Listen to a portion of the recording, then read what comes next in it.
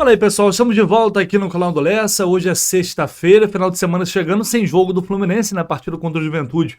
Foi adiada pela CBF em virtude da tragédia no Rio Grande do Sul. O mesmo vai acontecer com a rodada do outro final de semana contra o Botafogo, né? Só voltaremos a ter Campeonato Brasileiro no dia 1º de junho, quando o Fluminense vai enfrentar o Atlético Goianiense. Ontem, uma vitória importantíssima no Maracanã, falamos dela já aqui hoje no canal pela manhã, né, com um vídeo trazendo a repercussão da zona mista da entrevista coletiva do técnico Fernando Diniz, e até refletindo sobre o que o Diniz falou ontem e sobre o atual momento do time.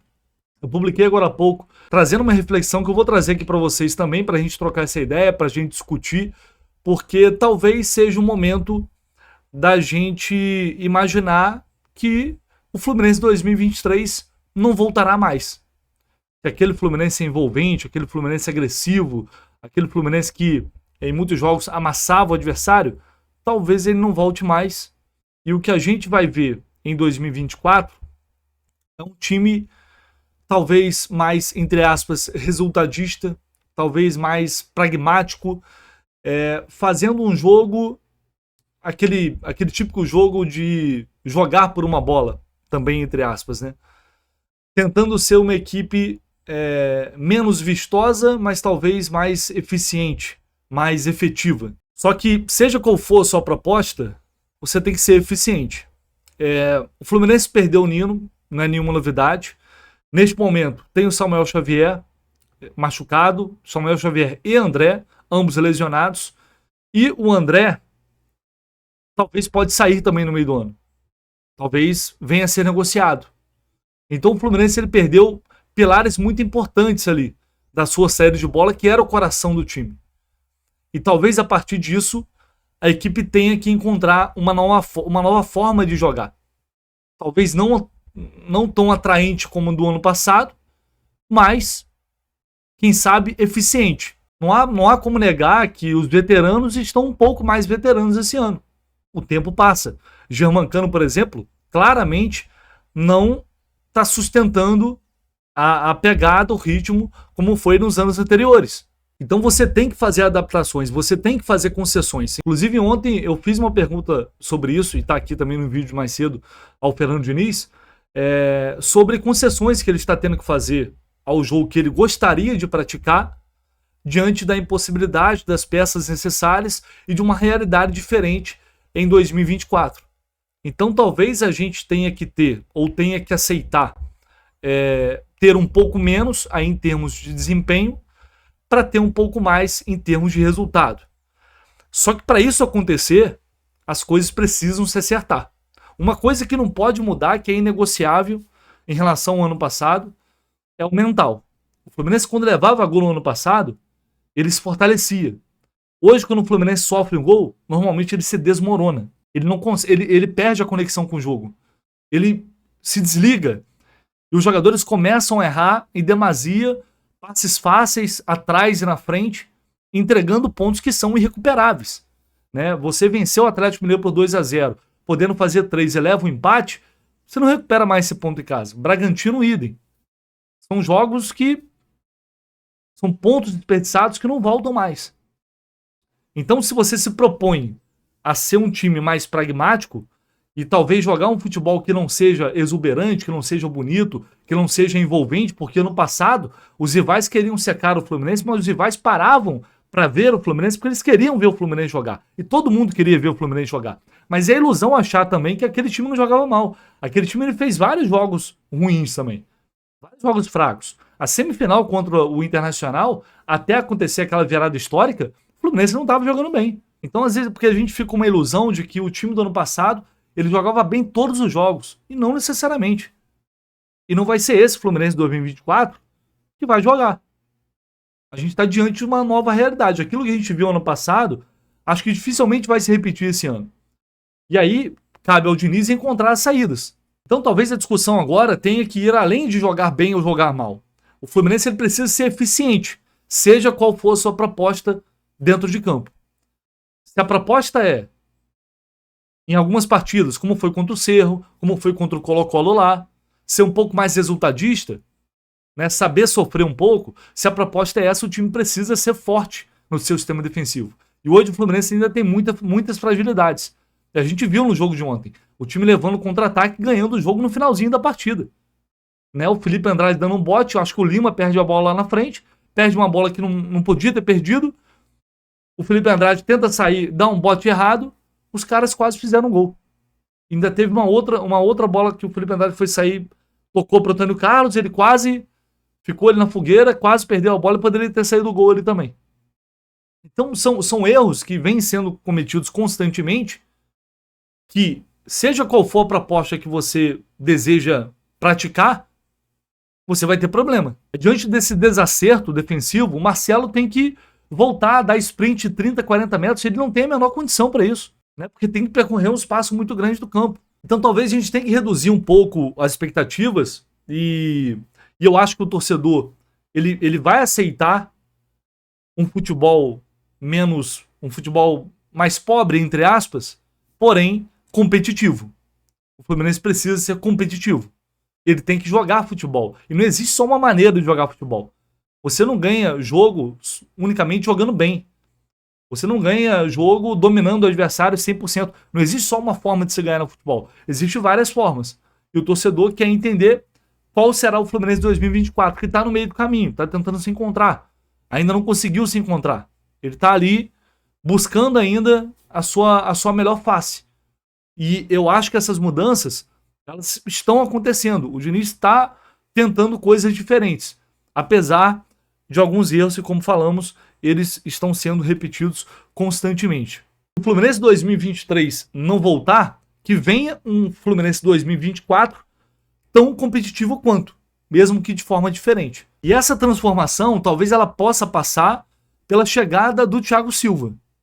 A partir do momento que o Thiago Silva chegar, Samuel Xavier voltar e o André também, aí a gente não sabe como vai ser a janela de transferências, ele vai ter algo próximo da força máxima à disposição. E aí a gente vai ter que cobrar, de fato, uma evolução definitiva do time. Se o Thiago Silva chegar e os problemas continuarem, é porque realmente tem algo muito errado acontecendo. Mas eu acredito que com a chegada do Thiago, com a volta dos principais jogadores, o Fluminense terá capacidade de recuperar a sua força, mesmo que jogando em algumas partidas de forma diferente. Utilizando mais a bola longa, utilizando mais o contra-ataque, desde que aprimore esse contra-ataque, que é um defeito do time. Eu acho que o torcedor vai aceitar isso. Mas o que o torcedor não vai aceitar, certamente, é passividade. É erro bobo atrás de erro bobo sendo cometido e pontos sendo desperdiçados. Então que se encontre uma nova forma de jogar, e talvez o Diniz esteja buscando essa nova forma de jogar para voltar a ser competitivo de fato neste ano. E, obviamente, afastar qualquer possibilidade de permanecer ali próximo à zona do rebaixamento. Tanto ele está mudando que nosso Renan Reis, como sempre, fazendo análises muito coerentes, ele traz o exemplo do Ganso ontem, que é algo que eu falei durante a transmissão sobre o posicionamento do Ganso, que ele estava muito à frente, enfiado ali no meio dos atacantes, e que foi algo claramente estratégico. E depois da entrevista coletiva do Diniz, a gente teve uma noção melhor disso, porque ele fala muito em amplitude. Ontem ele tinha que ter amplitude, e não necessariamente aproximação. Por isso o Fluminense cruzou tantas bolas na área.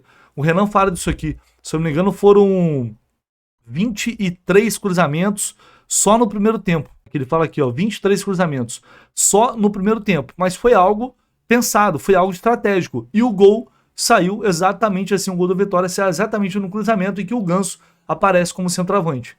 E aqui ele fala, o Fluminense abriu mão de qualquer criatividade no meio de campo. Isso foi uma escolha do Diniz para o jogo de ontem. E foi algo que, para mim, não estava bom. O Ganso não estava pegando na bola, não estava participando, estava sendo engolido ali pela marcação. Estava difícil para ele jogar ali, porque não é muito a dele. Mas foi algo pensado, o Cerro tem uma bola aérea frágil também, e dessa forma o Fluminense conseguiu chegar à vitória, jogando de forma diferente. Jogando com muita amplitude, com 2 homens espetados e mais 2 homens por dentro, abrindo mão de criatividade, deixando o Lima, o Alexander mais ali no centro, com o Lima dando a saída de bola. Ou seja, são adaptações que ele fez para o jogo de ontem e que para o jogo de ontem acabou funcionando.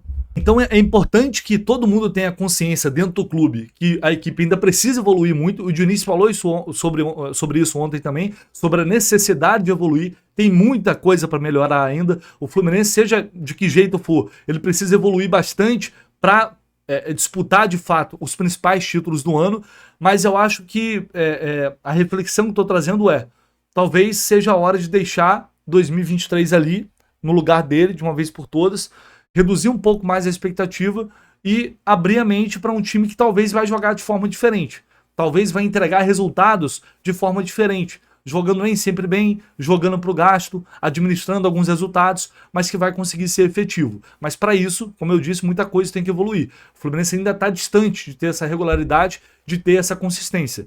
Se vai se propor isso, se o Diniz vai mudar a forma de jogar definitivamente, de acordo com a necessidade para esse ano, a gente não sabe. Não estou dizendo que vai ser assim daqui em diante, mas talvez o melhor remédio para agora seja entender que aquele Fluminense que dominava os adversários, que envolvia, que criava 20 chances de gol numa única partida, talvez aquele Fluminense não volte mais, mas surja um Fluminense 2024 numa versão competitiva, talvez efetiva e também vencedora.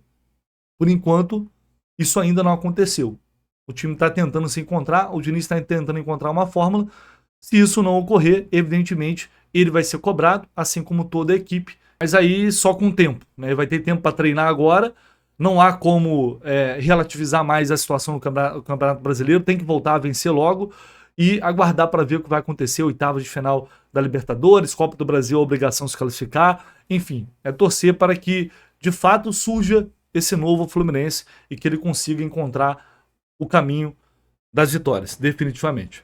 Aqui na descrição do vídeo, no comentário fixado, tem um link para Mais Ágil para você que quer antecipar o seu fundo de garantia, o seu FGTS. Se você deseja fazer isso, tem essa possibilidade, entre em contato com a Mais Ágil, se informe, entenda todos os detalhes, tem uma equipe lá pronta para te atender e te explicar todo o passo a passo de como é feito esse processo.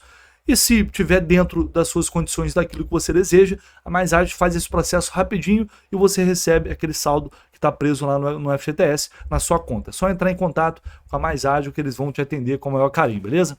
Bom, e surgiu uma informação agora há pouco, publicada por esse site aqui, o RTI Sport, que é um site relativamente novo, se não me engano, tem um perfil no Twitter do ano passado, com poucos seguidores. Eu não conhecia o site e aí já tomou uma proporção muito grande nas redes sociais em relação ao Fluminense tentar contratar o Arthur, que é um jogador que, enfim, estava na Fiorentina, emprestado pelo Juventus, e que não deve seguir na Europa, né? Diz aqui a matéria que o clube estuda apresentar uma proposta de empréstimo ao jogador. Ele está emprestado pela Fiorentina até dia 30 de junho, mas a equipe comunicou que não exercerá o direito de compra e vai devolver. Vai lembrar que o Fluminense sondou o meio-campo brasileiro na janela de meio do ano de 2023, mas as conversas não evoluíram. Desta vez a situação deve ser diferente. O que se sabe é que Arthur tem o desejo de voltar a defender a seleção brasileira, mas para isso precisa jogar em alto nível. Acontece que ele não deve ter espaço na equipe italiana, onde tem contrato até o junho do ano que vem. O detalhe é que a Juventus não estaria disposta a realizar um novo empréstimo no jogador e deseja receber uma compensação financeira para liberar o atleta. Na época, o Arthur foi o volante mais caro, se não me engano, na história do futebol brasileiro. Saiu daqui por 31 milhões de euros, mais de 450 milhões daria na cotação atual, na realidade. Enfim, ele falou, não sei se foi esse ano ou foi ano passado, agora não lembro, mas ele falou que já, tem uma aspa dele aqui, inclusive falando do Diniz, já acompanhava o trabalho dele, por onde ele foi, fez boas campanhas, grandes campanhas, todos os times que ele era o comandante tinham um estilo próprio de jogar, e isso para mim é espetacular, a forma como ele enxerga o futebol e como suas equipes jogam. Foi no podcast Gringolândia, foi outubro de 2023, exatamente. Fala que o Arthur tem um salário milionário, em torno de 270 mil euros, dá R$1,5 milhão na cotação atual. O Fluminense acompanha a situação, mas ainda não fez contato com o staff do jogador, o que pode acontecer nos próximos dias. Não tive até o momento, não tive confirmação dessa notícia, de que de fato o Fluminense vai fazer uma proposta que quer o Arthur. Até o momento não tive essa confirmação, mas é um movimento que não sei se dá para descartar. O Arthur é um jogador que saiu daqui com muito potencial, né, foi para a Europa, não conseguiu ter sucesso na Europa, rodou por alguns clubes, e pode ser que volte mesmo ao futebol brasileiro, mas é mais um jogador com salário muito alto. Não sei se o Fluminense faria esse investimento, a não ser que negociar o André. Né? Se o André for negociado, aí traz o Arthur. Ele é um jogador de 27 anos ainda, não é um jogador velho, é um jogador jovem. Fez 45 jogos pela Fiorentina, um gol, 3 assistências na temporada 23-24. Não sei se, tem que saber também se ele tem intenção de voltar para cá agora, né? Mas me parece, neste momento, um tanto quanto fora da realidade. Agora, se o André é negociado, o Fluminense recebe uma bolada, vai ter que buscar um substituto. Em tese, o Martinelli seria o substituto do André. Aí imaginar o Arthur chegando ali para ser o substituto do Martinelli como segundo volante, não sei se é sonhar muito, não sei se está dentro da realidade. Para mim, acho que aqui no Brasil ele teria capacidade de recuperar o futebol dele. Mas repito, em termos de informação, eu não tenho como confirmar para vocês neste momento. Assim que tiver alguma novidade, se eu conseguir apurar alguma coisa, evidentemente eu vou trazer aqui no canal do Lesso, beleza? Deixe seu comentário, se inscreva no canal. Aliás, sobre a análise também, vamos trocar essa ideia aqui, o que vocês acham, o que vocês pensam, e a gente volta a se falar assim que possível, beleza? Um abraço, gente, tamo junto.